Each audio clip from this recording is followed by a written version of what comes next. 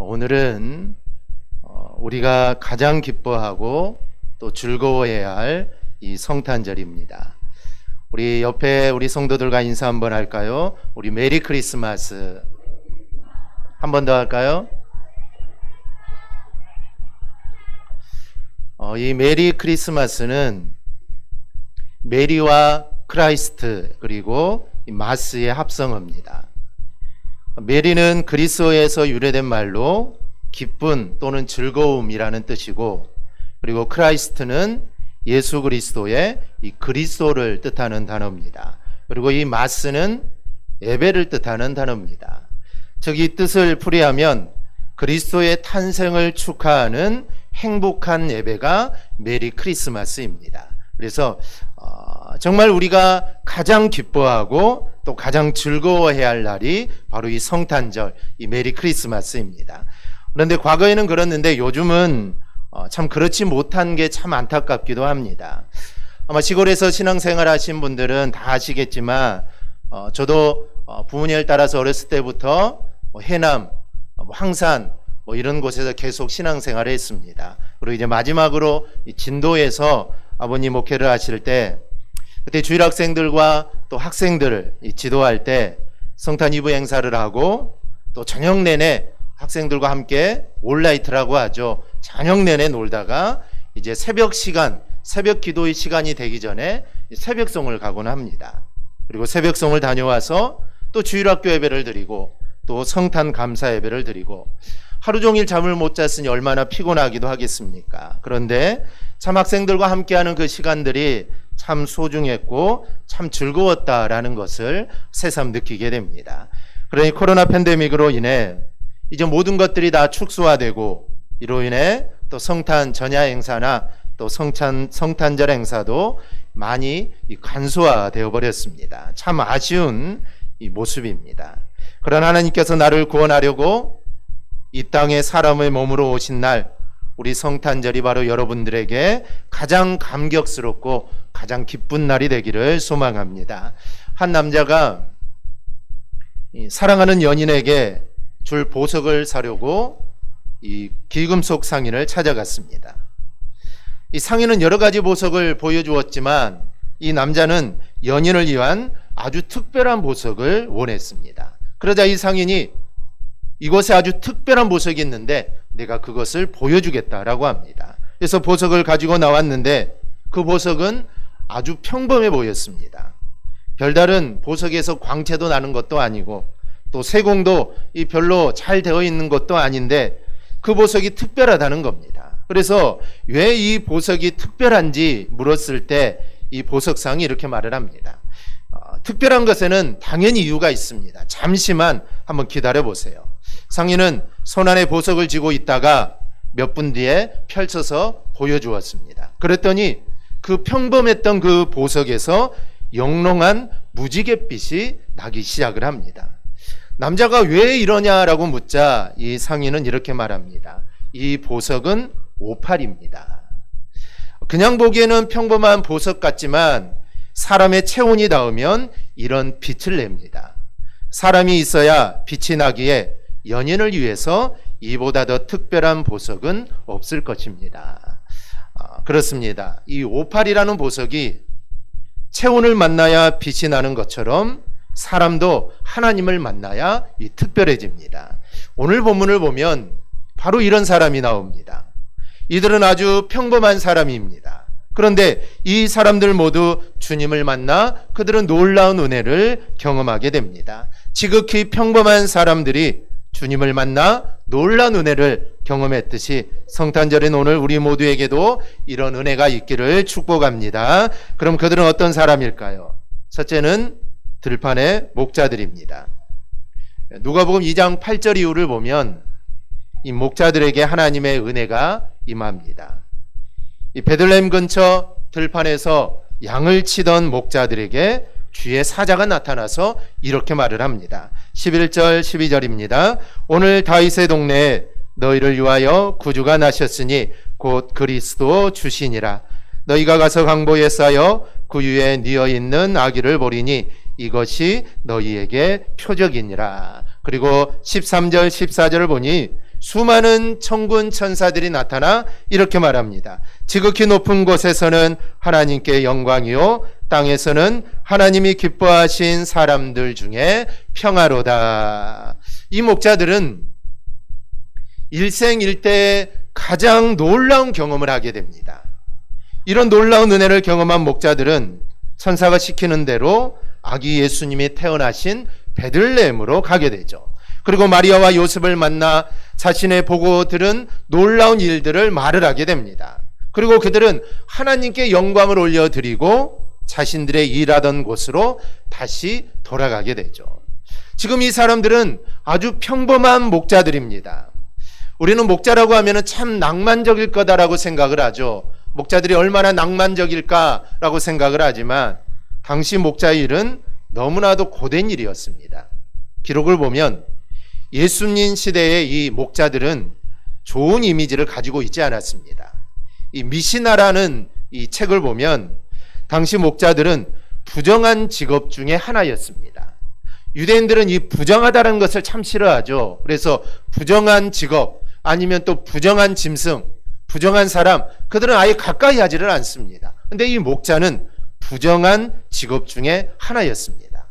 왜 목자가 부정한 직업이냐? 그들은 안식일을 지킬 수 없었기 때문입니다. 사람이 안식일을 지킨다고 하지만 양과 염소들이 안식일이라고 우리 밖으로 나가지 않을 수 없고 안식일에 위험을 당한 양과 염소를 목자들이 구해내지 않을 수 없었으니 안식일을 지키는 것은 목자들에게는 이건 거의 불가능했습니다.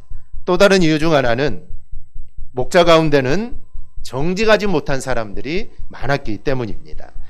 예수님 시대의 목자들은 양을 가지고 있는 소유하고 있는 사람들이 아닙니다.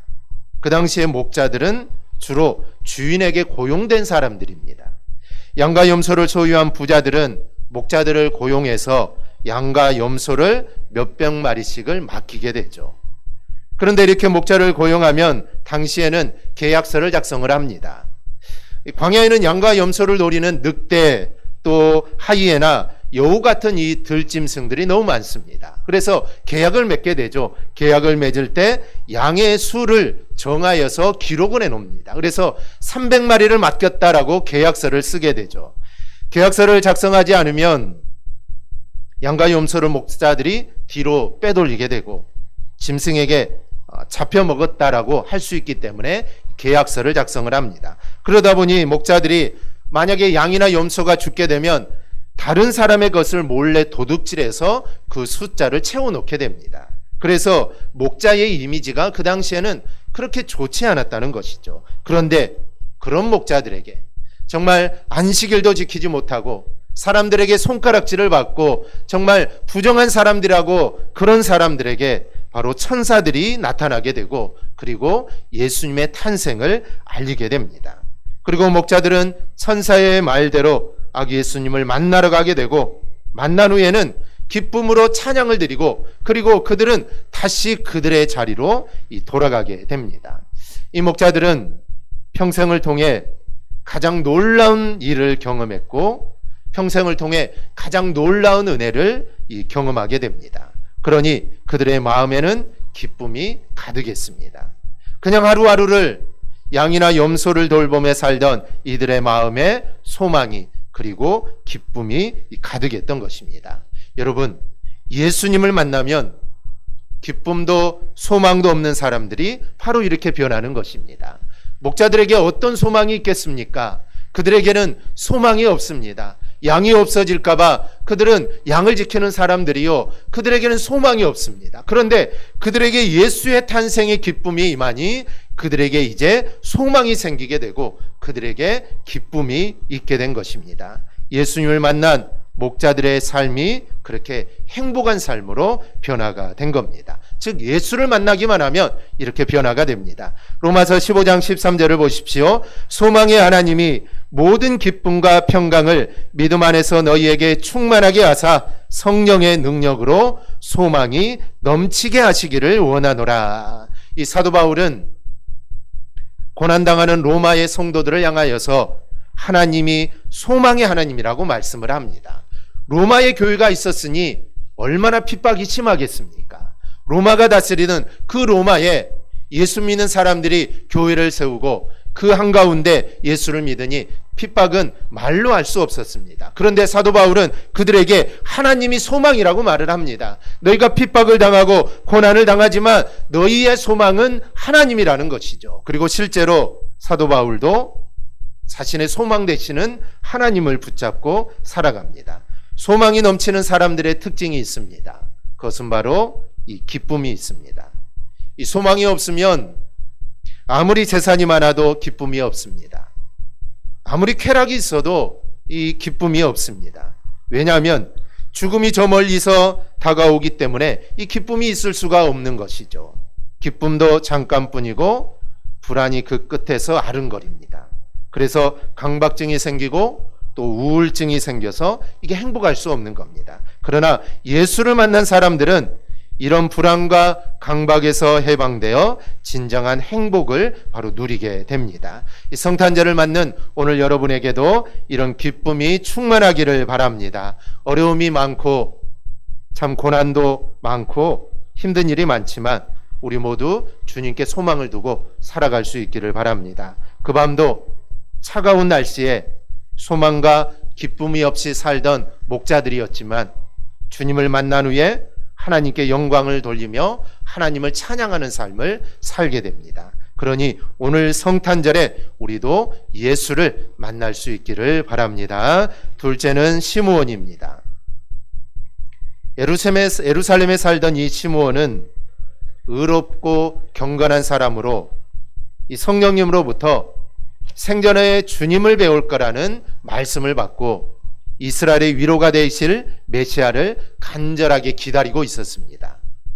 물론 성경에는 시몬의 나이가 얼마 정도였을까 나와 있지 않지만 이 성령님께서 생전에 네가 죽기 전에 그리스도를 만날 것이다 라고 말한 것을 보아 아마 나이가 적지는 않았을 겁니다. 그런데 이런 시므온이 예루살렘에 올라오신 예수님을 만납니다. 이때 예수님이 예루살렘에 오신 이유는 제사를 드리러 온 겁니다. 물론 제사는 요셉과 마리아가 드리는데 이때 부모의 품에 안기신 예수님을 시므온이 만나게 됩니다. 시므온의 평생의 소원은 예수님을 만나는 거였습니다. 그런데 그 평생의 소원대로 시므온은 예수님을 만났습니다. 시므온처럼 우리에게도 평생의 소원이 있을 겁니다. 내 평생의 소원, 우리 찬송 가사에도 있듯이 내 평생의 소원, 우리 모두에게도 평생의 소원이 있습니다. 그런데 이 평생의 소원이든지 아니면 그냥 나의 소원이든지 그 소원은 주님께서 기뻐하시는 소원이어야 합니다. 어떤 분들은 주님과 상관없는, 주님과 아무런 상관이 없는 육적인 소원을 가지고 살아가는 사람들이 있습니다. 이기적인 소원, 또 정욕적인 소원을 가지고 살아가기도 합니다. 그런데 바울을 보십시오. 이 바울은 어떤 소원을 가지고 있었을까요?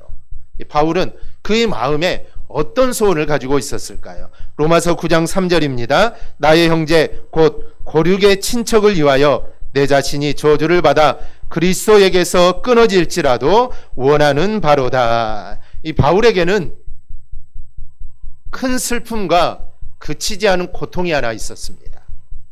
만일 내 동족이 구원을 얻는다면 내가 저주를 받아 그리스도에게서 떨어진다 하더라도 동족이 구원받기를 바란다는 것입니다. 마치 모세가 내가 죽어서라도 내 이름이 생명책에 없어지더라도 이 이스라엘 사람들을 구원해달라고 했던 것처럼 바울의 평생의 소원은 자신의 동족의 구원이었습니다. 내 동족이 구원받기만 한다면 나는 저주를 받아서 그리스도에게서 떨어져 나가도 나는 괜찮다는 것입니다. 그렇게 되더라도 나의 민족을, 나의 동족을 구원해달라는 그런 평생의 소원을 가지고 살아갔다는 것입니다. 그렇다면 여러분의 소원은 무엇입니까? 시몬의 평생의 소원은 주님을 만나는 것이었습니다.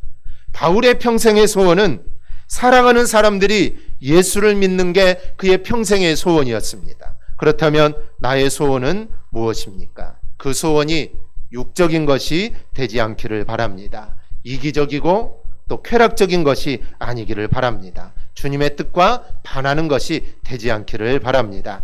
엘리자 에드먼즈 하윤 여사라는 분은 그가 투병하는 중에 1887년 하나님 말씀에 대해 깊이 묵상하다 성령의 감동을 받아 찬송가 453장 예수를 더 알기 원하네라는 이 찬양의 가사를 쓰게 됩니다. 이 찬양의 가사를 보게 되면은 예수 더 알기 원하네, 크고도 넓은 은혜와 대속해 주신 사랑을 간절히 알기 원하네, 내 평생의 소원, 내 평생의 소원, 대속해 주신 사랑을 간절히 알기 원하네. 자신의 평생의 소원은 예수를 더 알기 원하는 것이 자신의 평생의 소원이라는 것입니다. 이제 병이 들어서 언제 죽을지 모르는데 나의 평생의 소원이 이 병에서 해방받아 하나님께 충성하는 것이 아니라 내가 병중에 있지만, 내가 어려움에 있지만 내 소원은 이 가운데 예수님을 더 알기 원하는 것, 이게 자신의 평생의 소원이라는 것입니다. 바로 우리의 소원도 예수님께 관심을 갖고 주님을 더 깊이 알아가는 것이 우리의 평생의 소원이 될 수 있기를 바랍니다. 내가 병들어 있어도, 내가 아픔 가운데 있어도, 내가 이 상황 속에서 내가 하나님 말씀을 하나라도 더 듣기를 원하는 소원, 내가 주의 전에 나가 한 번이라도 하나님께 더 기도하는 소원, 이 소원이 우리의 평생의 소원이 될 수 있기를 축복합니다. 셋째는 안나입니다. 안나는 참 불행한 여인입니다. 안나의 이름은 뜻은 은혜이지만 그의 삶은 은혜롭지 못했습니다.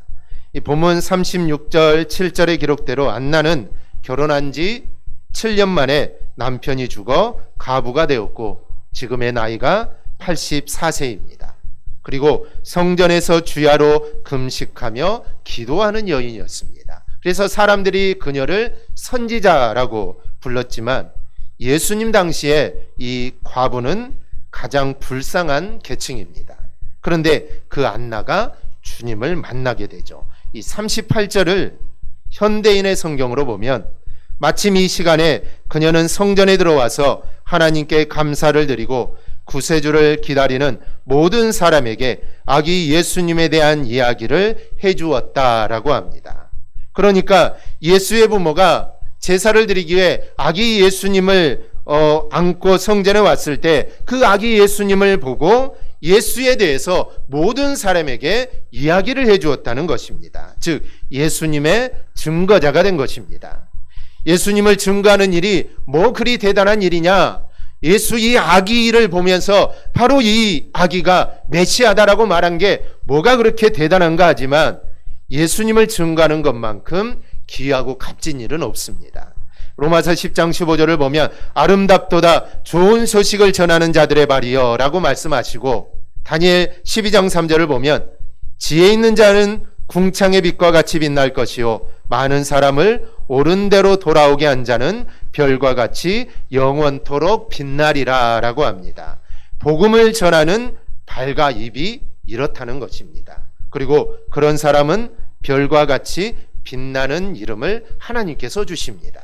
하나님이 사랑하는 사람을 구원했기 때문입니다. 그래서 인간적으로는 정말 어려운 인생의 초반을 보냈지만 이제 예수님을 만난 이 안나는 삶이 달라졌습니다.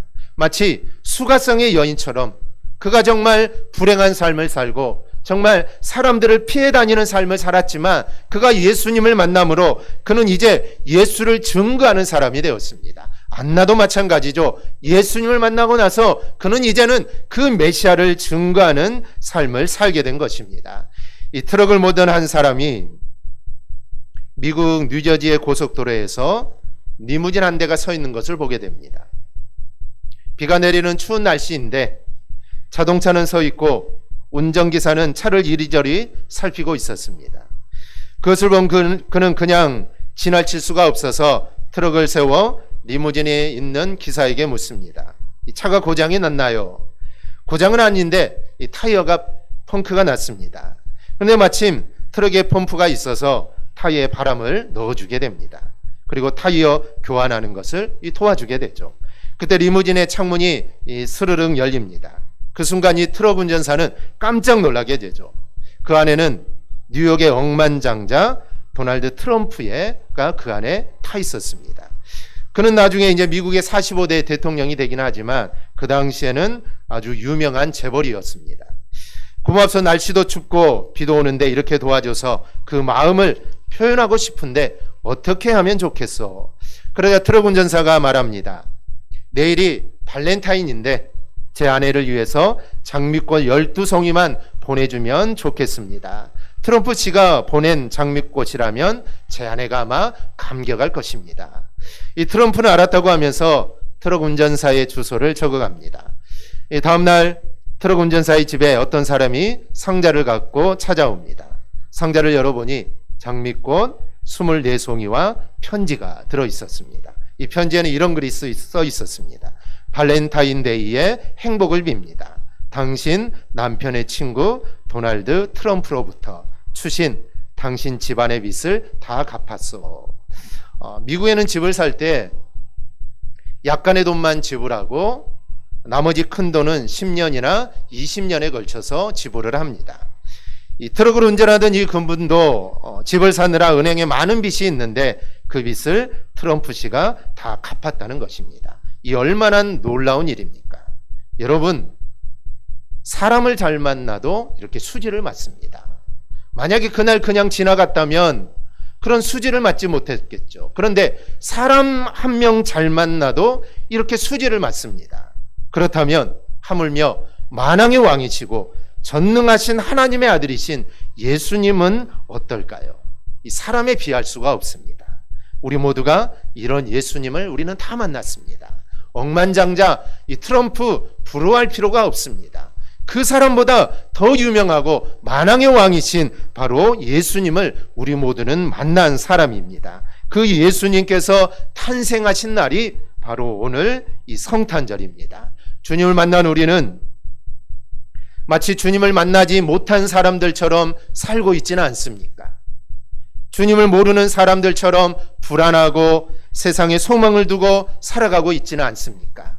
오늘 성탄절을 맞은 여러분에게 우리를 사랑하셔서 하늘의 보좌를 버리고 이 땅에 내려오신 예수님의 희생과 사랑을 우리가 회복할 수 있기를 바랍니다. 그리고 그래서 우리가 정말 힘들고 어려운 시기를 보내고 있지만 주님께서 주시는 기쁨으로 매일매일 행복한 삶들을 우리가 살아갈 수 있기를 바랍니다. 나의 소망이 혹시 이 땅에 있거나 세상에 있다면 오늘 성탄 감사 예배를 통해 우리의 소망을 다시 하늘에 두는 귀한 시간이 되기를 주님의 이름으로 축원합니다.